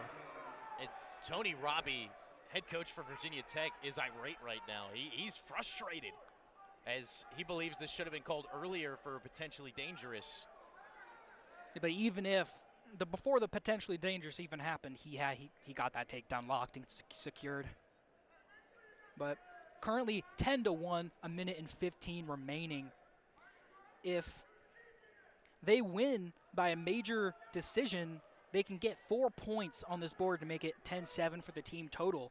But if he does pin or does a disqualification or a forfeit, they could get to 6 points, and we could get into a good 5-point game here. You're looking at if for some reason Wallach would not be able to continue this match, the overall score would go 17-12 in favor of Virginia Tech, but that would give App State a chance to stay in this match with stay in this duel with 3 matches to go, still being checked out. I believe you have, is it 3 minutes for you have a good amount of time to decide medically. And yeah, but Lennox Wolax, he's a top 20 ranked guy. He's not looking to lose or end this match this type of way. If he wants to go out, he wants to go out and battle. definitely not. And these situations, it's an interesting decision. Do you let him go back out there banged up, even if he is approved to go back out with your ACC schedule pretty much all still in front of you? As a guy who's top 20 in the 174 weight class, I think that's a coaching decision as much as it is a decision for the wrestler to see if he's able to go back into this game, or into this match. Yeah, he wants to wrestle. I can tell he wants to. He's trying to psych himself up, nodding his head to the ref, trying to wrestle, but it's rather just a coaching and referee decision here.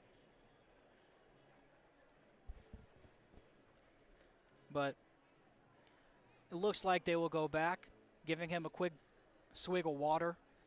He's fixing his knee pad, putting that back into place, and looks like this match will continue. Looks like it will.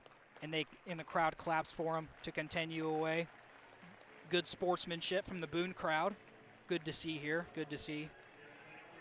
And as we see Yosef in the crowd interacting with some fans. I mean, hey, it is a packed house in here at the Varsity Gym. This is the biggest crowd that we've had all year.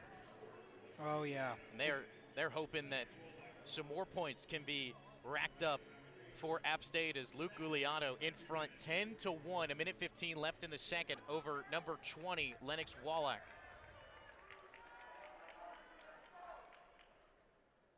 And that's false start on App State. Oh, no, it's not. It's on full start on Virginia Tech. Wallach, he stood up too quickly as he's on bottom to start here with a minute 15 to go in the second. And he's straddling him. He has one leg in immediately, and he's just on top. He's going for a piggyback ride. Yep, he's backpacking him. Giuliano, no part of his body on the ground right now. Hopefully he's not Michael Chandler, or he'll just slam back into him. Giuliano's he was waving his hand in there. He's like, what do I do here? There's nothing that I could do. And John Mark Bentley on the same page, giving his frustrations to the official. Well, if you're getting backpacked by a guy, he always has a leg in. You just need to work to get that leg out. But he gets the leg in again. He gets the leg in with ease, no problem. Is he trying to get a spladle? He's trying to work both legs, but he's not trying to get too far up. Hands wrapped around the left ankle and the left leg.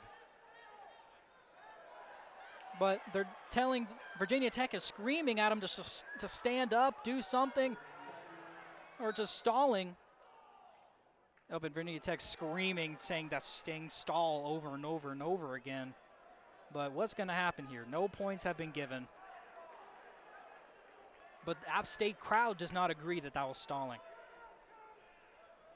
But they'll start from the bottom and top position again. And he goes back, trying to roll him back. He has both legs in.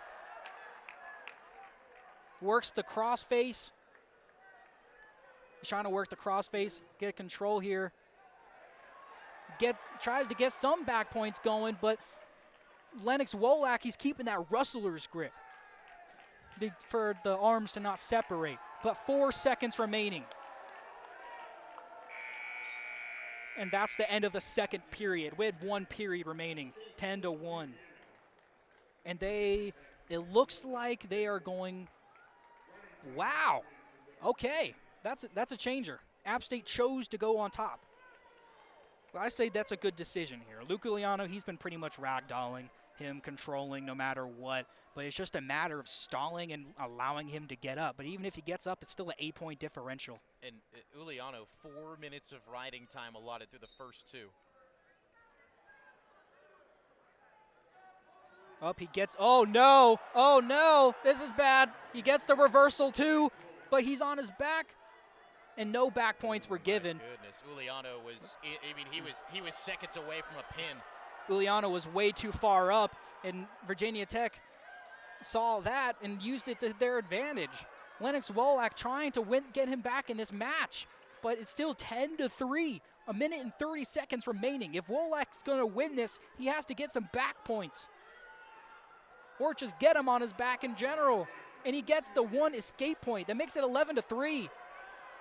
And he tried to do the back trip, trying to do the front trip. That kind of worked for him at the end of the first period, but didn't get any points on. Lennox Wolak has both underhooks in, trying to trip him.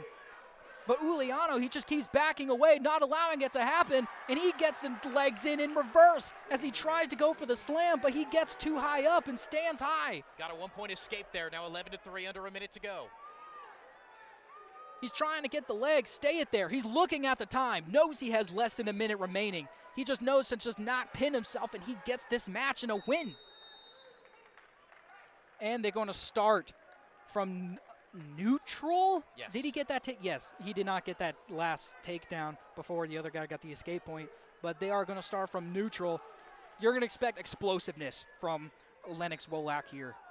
But the complete opposite. Uliano's explosive. Gets leg in, sinks in deeply. But Wolak, he's sprawling deep. He's trying to gator roll him, but it doesn't work. He's on his back. He's going to bid him. He tried a last-second move, the gator roll. But you're taught to not do that ever. But he thought he was confident enough, and it didn't work in the last 20 seconds. And that's 4. Is that going to be a tech? Is that going to be a tech fall? No. Nope, 1 he's point 1 shy. point away from a tech fall. But he still gets the major point win. That's 4 points for App State. He stays on top. He's showboating, putting his hands up, letting number 20 ranked Lennox Wolak know, like, hey, you might be ranked than I am, but I'm better. I have more experience. Down by major decision. That's now going to be 4 points for App State. Your score overall in the duel, Virginia Tech leading 17-10. But Luke Uliano, what a performance against the number 20 ranked wrestler at the 174 class. And John Mark Bentley's going to let him hear it about the showboating as Bentley walks him back into the locker room. But hey, I don't think a 19-3 win, you can forgive him at least a little bit. I honestly don't think it's the showboating that John Mark is going to argue with him. The fact that he got on his back at all is going to piss him off. He's like, you were up 10-11 and you got on your back. What are you doing? This is a top 20 ranked guy. You can't give him any margin at all. But this next match is going to be very interesting. App State's number 184, Logan Eller, redshirt freshman, career record of 14-9, two-time Georgia State champ against Virginia Tech's 184, number 29 ranked TJ Stewart. Redshirt sophomore. He's a 2024 NCAA All-American, 2024 ACC Freshman of the Year, ACC champion, and 4-7 record this season. He was the ACC champion last season, but he's had a negative record coming off. So I wonder if he's having an off season or it's just not his start and he's looking forward to the postseason, as he's still ranked, even though he has a negative record, he's still ranked number 29 in 184s. But Logan Eller, two-time Georgia State champ, don't count him out of this. Both tying up, very strong here. He snaps him down, doesn't work. And he gets the double leg attempt. He gets the 3, but he gets up immediately. Luke Eller stays on the ground, tries to get up. And he gets the escape point. Both men are neutral now. Virginia Tech's TJ Stewart leads by 2. And Eller, the redshirt freshman, a guy who wasn't projected to be in this role for App State. The 184 has been hounded by Tomas Brooker, a SoCon champion last year at NCAA regional qualifier, but tore his ACL in the match against NC State. That led way for the redshirt freshman to take over at 184. Oh, wow. He just absolutely barrel rolled him, has another takedown at 6-1. He lets him back up with ease. TJ Stewart, you can kind of tell he's very calm. He's composed. He's not really threatened by anything, but he can't get too cocky here. Both tying up. It's 6-2. 2 minutes remaining. He gets the double leg deep, and he easily gets the takedown. That's 3 more. That's 9-2 in the first minute and 10 seconds of this match.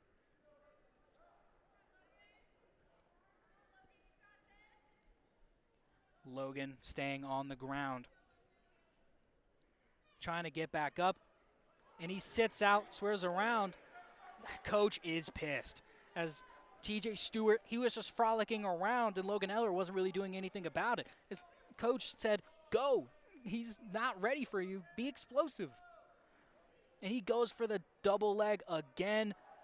He's but TJ Stewart, he's peeking out the back door.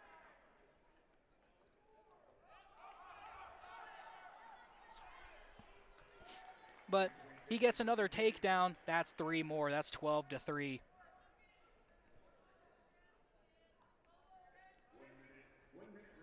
Logan down by 9 here. It's a minute left remaining in this first period. He tries to get back up. He does. He gets the escape point. Now 12-4.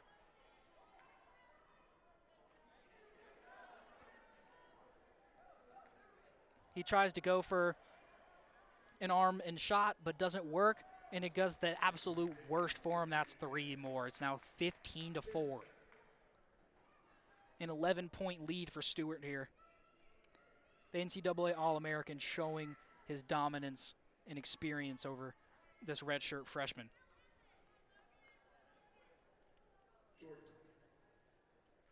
15 seconds remaining in this first period.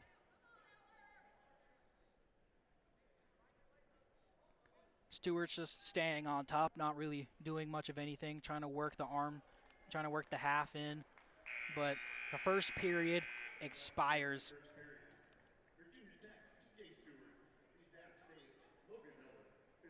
And they will choose to go on bottom.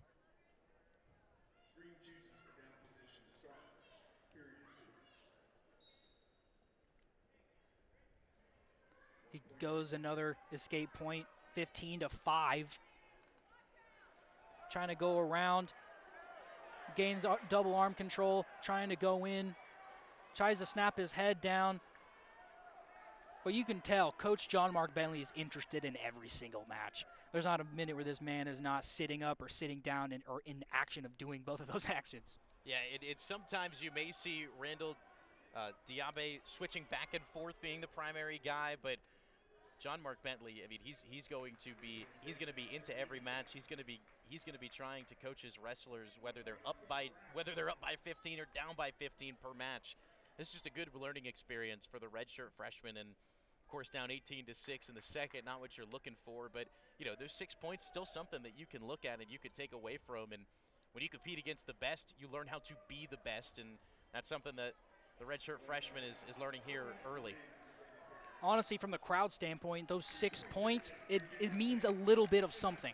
But to the wrestler, it means absolutely nothing. That means he's gotten every single point through the other guy just letting him. And that's a kind of a confidence destroyer, as he just got tech-falled. And now the score will end 21-6. And now the team score for here, Virginia Tech 22, App State 11. I'm gonna be honest, we're doing a lot better than I thought we did in this score. And you think Sean Carter, who was a top 30 guy ranked on Intermat. You think of Tomas Brooker, who was a SoCon champion at NCAA regional qualifier, who would have been competing in the 184 if he didn't tear his ACL. You talk about what this team could have been, but I'm super impressed by the way that they've performed today without 2 of their top wrestlers, as we're now going to get to see Carson Floyd, number 32 in the nation in the 197, and he's been extremely impressive so far this year if you've watched him. He is a pesky wrestler, picked up a good win at NC State, a guy who is 2-0 in his SoCon matches and has done so pretty handily. Who's he going up against, Dane? He's going up against 197er Sam Fisher. This is his first time at 197, but at 184, this guy's a dog. He defeated multiple NCAA qualifiers, including All-American Gavin Kane 2 seasons in a row. So Sam Fisher, he knows how to wrestle, and Carson Floyd will try to defeat him by any means possible. Floyd being snapped down, but tries to snap the other guy down in advance. Tries to gain that head and neck control, trying to snap him down multiple times, trying to just push his head up and down. Both wrestlers in the tie-up.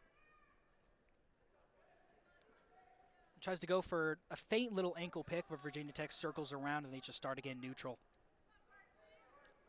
Carson Floyd staying in this matchup. He's just tied up here, both neutral. He snaps the other guy down.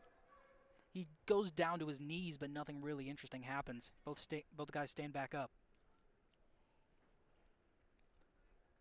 You could hear a pin drop in this wrestling room right now. It's just one of the unique things about this sport that, for the most part, the crowd remaining quiet, letting the wrestler concentrate. Yes, it's very important, especially when you're home, that you let the other guys know that like they can speak to their coach and hear him from like distances away. That's the biggest thing. The coach can see a lot of what you can't. So if he's giving you instructions and you're not able to hear it, then, I mean, that can be a huge disadvantage. Both men trying to snap each other down, but none of them are just letting it happen. Seems like this is a tie-up match. Just trying to show off each other's strength, trying to overpower the other man. But something interesting that has happened in the NCAA wrestling world, women's wrestling is now a confirmed D1 sport. That's fantastic. So we'll see the rise of women's college wrestling very soon. So that'll be exciting to see. Who knows, maybe App State will have a women's wrestling. Hey, with how highly touted the men's program is, you'd think that if they're able to, just on the name brand, build a program, I would love to see it. But Carson Floyd tries to snap him down, but both men stand back up straight. Fisher trying to do the underhook trip, but Floyd's not letting it happen. Both go away for neutral. Fisher goes deep in that leg, but Floyd's not going to let it happen easily. Floyd has a leg in, trying to trip the other guy, and he sprawls deep. He's not letting that happen. But he grabs the front headlock, tries to work something, but they will most likely go out of bounds if Fisher keeps going. But looks like Floyd will try to keep his leg in as possible, trying to waste time to the end. And they will call it. Both will go neutral. Very good takedown defense by Carson Floyd. That shows his top-ranked priority. 6.6 seconds left in the first. Fisher just standing there. He knows that the round was about to end. Wasn't trying to do anything. It's been a very methodical first. Kind of similar to what we saw in the 165 against Will Miller, where both of these wrestlers kind of feeling each other out and seeing who's going to strike first.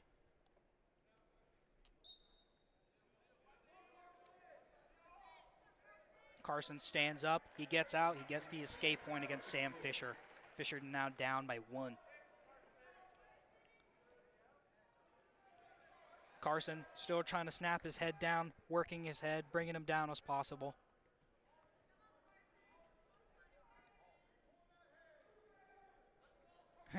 Heard someone in the crowd saying, "Pull that head." But he's trying to go for the ankle, doesn't work. Floyd still stays up after the failed ankle pick.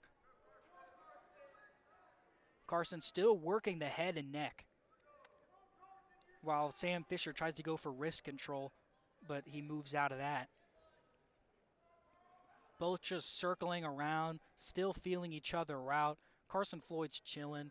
He's trying to get his takedown defense well as Sam Fisher shoots an ankle pick but doesn't work. And he sprawls, stands back up, and they're both tied up again. Less than a minute remaining in this first quarter or second quarter. He gets snapped down but stands back up as Sam Fisher tries to circle around, but he doesn't get the points. Both standing back up right now. Still trying to work the snap down.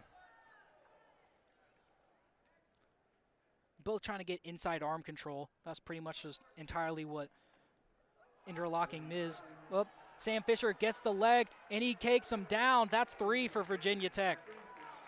Just with 25 seconds remaining in this second half, he gets the takedown. Sam Fisher now leading 3-1.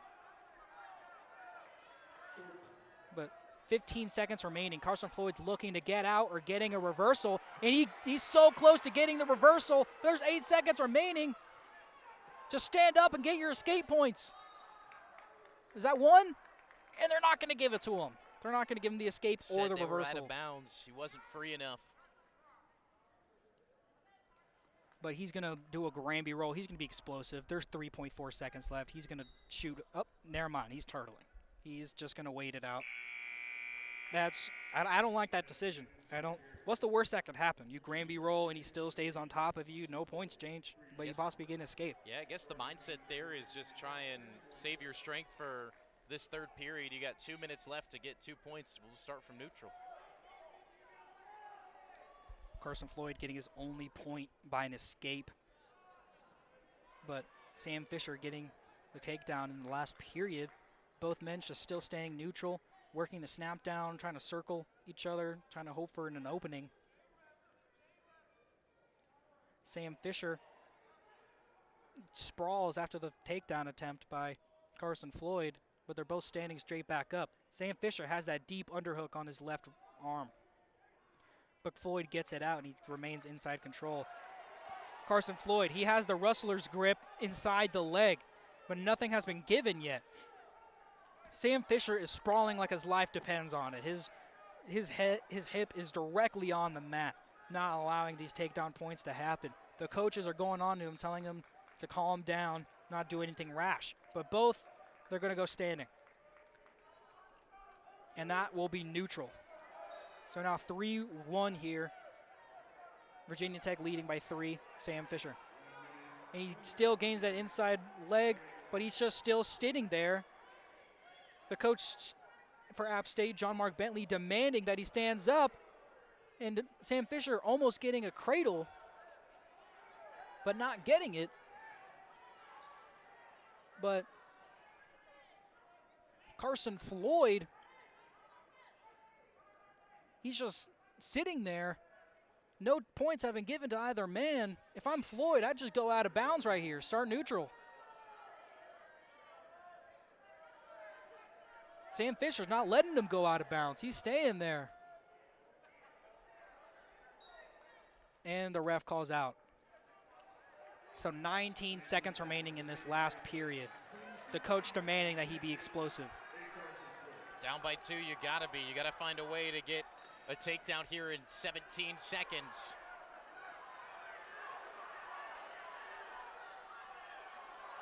Both Carson Floyd trying to gain the underhooks. Everyone's screaming for him to do something. 5 seconds remaining. And that's a takedown. That's reverse. But good sportsmanship by Sam Fisher, tapping Carson Floyd on the back after a tough, well-fought match there. It ends 6-1, but that match was much closer than that end score preceded it to be. But the score for the team now is 25 Virginia Tech, 11 App State. In this next match, I'm so excited for. I've been talking about this all day. You can ask David. But heavyweight Stefan Monchery for App State. High school record of 42-0.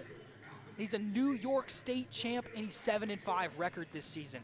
He's going up against number 15, Jimmy Mullen, redshirt freshman. Number 15 ranked as a redshirt freshman. He has a career record of 27-7, and he was 15-4 as a true freshman. And this season, he's 12-3. And so I don't mean to interrupt. No, you're you here, good. but No, you're good. Let me tell you, this is a guy that you come and you sit through the entire match just to watch. He is electric. You talk about that undefeated record. I was at VMI with this team, and he had one of the, I mean, truthfully, one of, I think my favorite takedown I've ever seen. He basically pancaked a guy and then kept him right there on his shoulders. He has the ability to do that. Such a talented wrestler. So excited to see what he can do here in the heavyweight. Yeah, heavyweights, they're normally not really technical. But if you're a good heavyweight in the NCAA division, you have to be technical for success. And it looks like Virginia Tech, Jimmy Mullen has taken that as he shoots a takedown. Not many heavyweights shoot takedowns. They mostly just resort to slams or just like overpowering the other man. Jimmy Mullen working the ankle, not letting him escape it. He's keeping it intact, but he lets it go. He stays on top. It's now 3-0 for Jimmy Mullen. Jimmy Mullen goes around again for another takedown, letting him escape. Is now 6-2. Stefan Monchery, he sprawls for another takedown attempt, but Jimmy Mullen, he's deep in it. Is he going to get it? And that's another 3. That's 9-2. Jimmy Mullen, being a top 15 ranked guy, he's in there, work his business, get out. mean, he's being extremely technical right now, kind of what you had mentioned, where he's almost letting Stefan escape just to be able to get right back on top of him, flip around to get another takedown. But 30 seconds of riding time for Jimmy Mullen, and they give Virginia Tech decides to give Stefan a escape point and decide to go neutral. So it's now 3-9. App State down by 6. I think Mullen just wants another opportunity at a takedown with how efficient he's been here in the first period. Yeah, these, when they try to snap him down, and if you're wrestling a heavyweight, those are borderline punches. Those hurt. But he has that headlock in, trying to work his head, trying to snap him down, but Jimmy Mullen just lets it go. He has that arm, snaps him down, and he gets that easy takedown. So it's now 12-3, the 9-point lead for number 15 ranked Jimmy Mullen. And Jimmy Mullen trying to work the half, but Stefan folds the other way, so it doesn't work.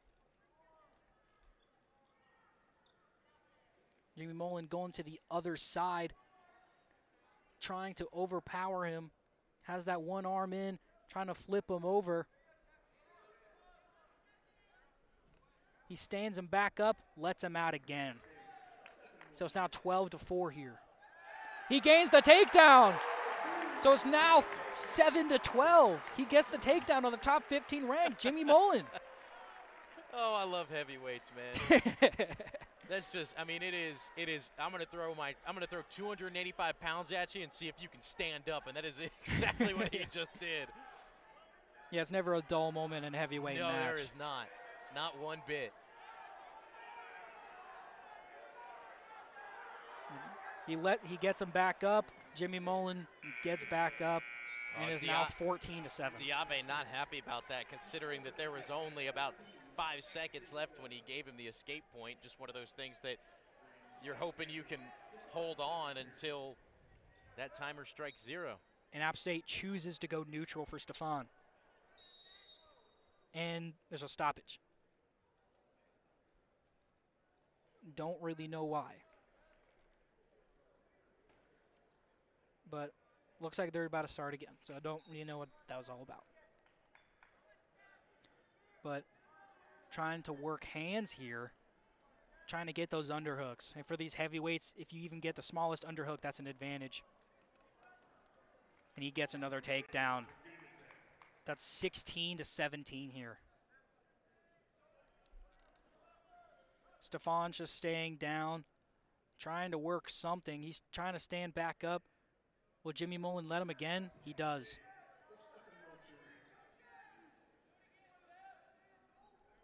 Yeah, there's a lot of wrestlers out there that just know they can get a takedown on you. So they take you down, stand back up. Take you down, stand back up until they tech. But Jimmy Mullen trying to get another takedown here, and he does. So it is now 19-8.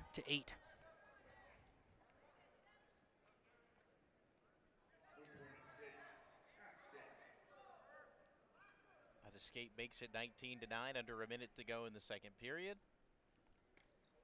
Jimmy Mullen trying to do the pass away, or the pass by, trying to get that head and arm, fling him back to the side, but it doesn't work for Stefan.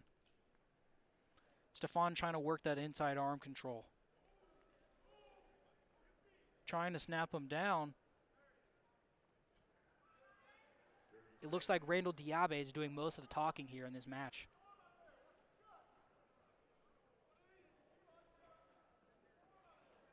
And does he get, and he gets another takedown. That's 22-9. I believe he gets another takedown, that's a tech fall. And he might get the pin. And I believe that's a tech fall anyway. Throw it, it'll be a 4-point near fall. So that's 26-9. So that should be should be a tech fall. It will be. Yep. And that is the end of this match day. Virginia Tech gets the win, but they didn't get the win out of pure easy buy. As we saw, Luke Uliano defeating number 20 ranked Lennox Wolak, our number 7 ranked Will Miller getting the win over Mac Church, and of course, Caden Kaiser getting the win over 149er Hunter Mason in his good start. But one match that I would like to talk about is Aldo Hernandez. He went with a 2-time NCAA All-American, 4-time NCAA qualifier, and he kept it with a single takedown possession game. Not many people can do that with that high talent, but all the wrestlers tapping each other up, shaking hands, everything goes well. Sure, your enemy's on the map, but off the hand, you're all wrestlers and have respect for each other. Absolutely. But tomorrow, do not miss it. We're going against Duke. I will be commentating it, and everything will go hopefully better than this match, as they don't have as many ranked people. But hey, you've got a lot to work on here. Will Miller picks up another fantastic victory to bring him to 12-1 on the year.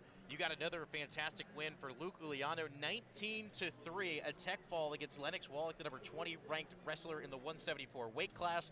Like you had mentioned, Caden Kaiser, 15-10, got the first win for App State in the 149 weight class, and Carson Floyd was one move away from being a victor in the 197. So hang your head high, App State. This was a great showing against an extremely good Virginia Tech team. There's only been one team that you can really compare App State to on the schedule, a common opponent, if you will, between Virginia Tech and App State. While they haven't played them yet, VT opened the year against Chattanooga, won that duel 37-6. So, you know, quick comparisons against the conference opponent. You got a better win here, so feeling good about that matchup later on in the season of SoCon play against Chattanooga. We'll have that match on 90.5 WASU coming up in a couple weeks here from the Varsity Gym. But a final of 30-11.